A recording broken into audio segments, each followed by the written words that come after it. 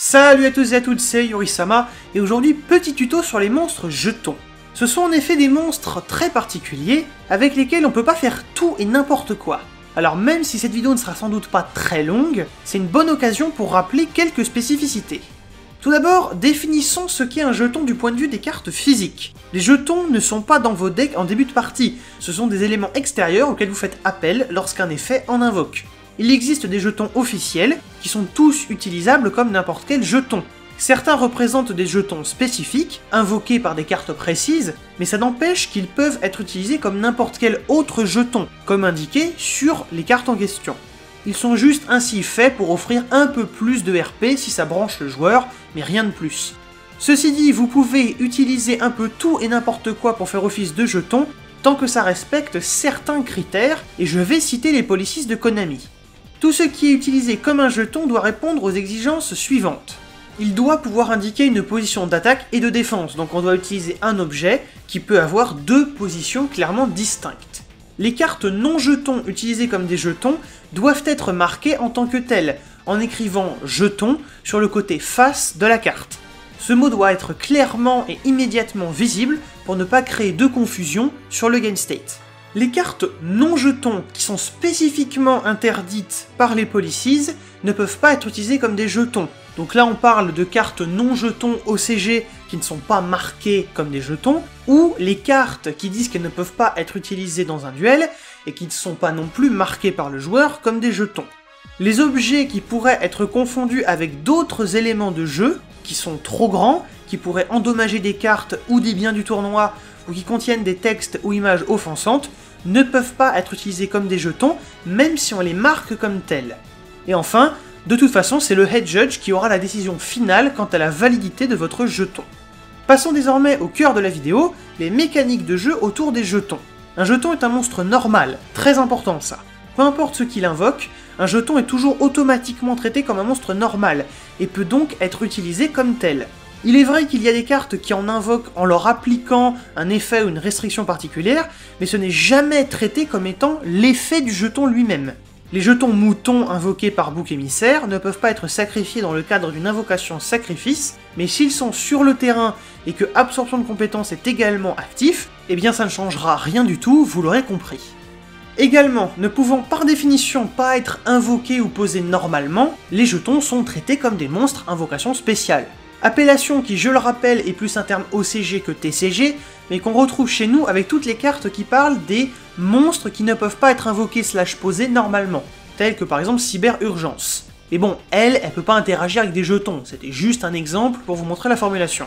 Par contre, parlons peut-être de Rafale Hypernova. Elle vous permet de bannir face verso des monstres qui ne peuvent pas être invoqués normalement afin de piocher 2 cartes. Vous vous dites peut-être que c'est pas mal, vous pouvez échanger des jetons pour de la pioche. Mais en fait non. Car pour activer cette carte, vous devez bannir face verso des monstres. Et c'est une action qu'il est impossible de mener sur des jetons. En effet, les jetons ont certaines restrictions qui leur sont propres, jamais indiquées sur les cartes qui les invoquent, puisqu'elles comptent pour n'importe quel jeton. Un jeton ne peut pas être face verso, donc il est impossible de le bannir face verso, et il n'est pas affecté par les effets qui vont le changer en position de défense face verso. Enfin, ça c'est dans le cas par exemple d'un effet comme le Tyranno Ultime Conducteur, où si vous contrôlez des jetons et d'autres monstres, il peut activer son effet, et ainsi vos non-jetons passeront bien face verso, mais vos jetons, eux, ils vont rester impassibles. Par contre, si vous n'avez que des jetons, du coup, activer l'effet du Tyranno serait illégal. Par exemple, si on veut prendre un cas plus isolé, on peut simplement dire qu'on ne peut pas activer le livre de la lune en ciblant un jeton. En revanche, on peut leur faire quitter le terrain avec plein d'autres moyens. Un jeton ne peut exister que sur le terrain, mais on peut lui faire quitter le terrain.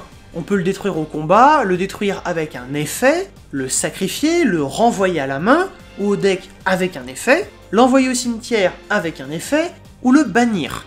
Quand on dit bannir et juste bannir sans rien, ça veut dire bannir face recto, auquel cas là du coup c'est parfaitement légal sur un jeton. Dans tous ces cas, le jeton disparaîtra. On peut également utiliser un jeton comme matériel fusion, synchro et lien, ce qui fait aussi simplement disparaître.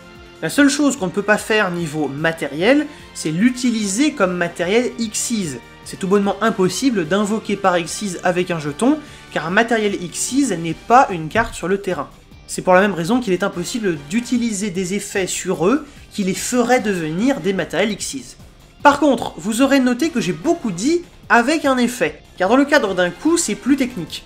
Un coup, contrairement à un effet, ça doit être payé exactement au mot près. Ça veut dire que je peux sacrifier ou bannir un jeton comme coup, puisque ça requiert pas de les envoyer à des endroits spécifiques, donc le fait qu'ils disparaissent ensuite, c'est pas un problème. Mais par contre, si je dois spécifiquement l'envoyer depuis le terrain au cimetière, ou bien par exemple le renvoyer à la main, eh bien je ne peux pas payer ce coup avec un jeton, puisqu'il ne peut pas arriver au cimetière ou dans la main avec succès. Il ne ferait que disparaître, et ainsi je ne peux pas payer le coup à la lettre. Et dernière chose qu'on peut faire avec les jetons, les traiter comme des magies d'équipement. Un effet peut faire d'un jeton un équipement, comme par exemple le renoncer. Dans ce cas précis, le jeton sera placé dans la zone magie et piège comme n'importe quel autre monstre, et le renoncer aura une attaque-défense égale à celle du jeton.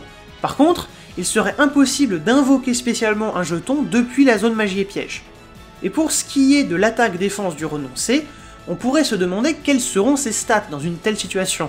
N'oubliez pas qu'un monstre équipé est traité comme une magie d'équipement, et n'a donc plus que ses stats d'origine. Il faudra ainsi regarder celles du jeton, celles qui ont été définies par ce qu'il a invoqué. N'importe quel changement qui aurait été fait par la suite sur le terrain est entièrement perdu quand il devient une magie d'équipement. Et en effet, vous l'aurez remarqué, toute carte qui invoque un jeton indique entre parenthèses toutes ses caractéristiques de base. Il faut considérer ces caractéristiques comme ce qui serait écrit sur la carte physique hypothétique, ou même pas d'ailleurs que hypothétique, puisque c'est ce qui est fait avec les jetons qui représentent un jeton spécifique. Fantôme Martyr invoque des jetons Fantôme Martyr, et il en existe une version physique, et sur celle-ci vous voyez les différentes stats qui sont définies par Fantôme Martyr. L'attribut, le type, l'attaque, défense, etc. Et là où ça a son importance, c'est par rapport à un effet comme Nibiru. Le jeton être primitif qu'il invoque a une attaque-défense d'origine inconnue, et si le renoncer s'en équipe, il aura donc 0 d'attaque-défense sur le terrain.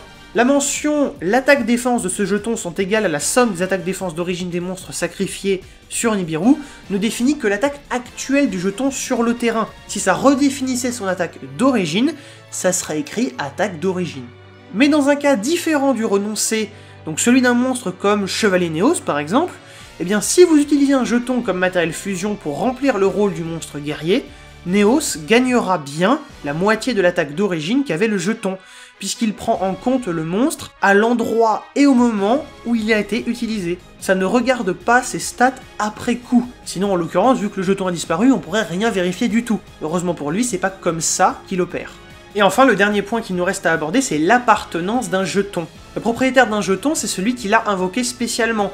Donc, dans le cadre de Nibiru, c'est celui qui a activé l'effet de Nibiru, qui invoque également le jeton, puisque c'est bien à lui qu'on dit d'invoquer, quand bien même c'est invoqué sur le terrain de l'adversaire. Le même raisonnement est appliqué avec Jardin Infernal, et justement là son texte est un peu plus subtil, c'est le contrôleur du jardin qui active son effet déclencheur obligatoire, mais il est bien dit que c'est celui qui contrôle le monstre dont l'invocation a déclenché cet effet, qui réalise l'invocation du jeton. C'est donc lui, son propriétaire. Et voilà qui conclut cette vidéo. Comme d'habitude, j'espère que vous avez pu apprendre ou réapprendre quelques règles. Après tout, on voit énormément de jetons maintenant, donc il faut bien savoir ce qu'il en est et surtout ce qu'on peut faire ou ne peut pas faire avec. Je vous donne maintenant rendez-vous pour de prochaines vidéos. Salut les gens!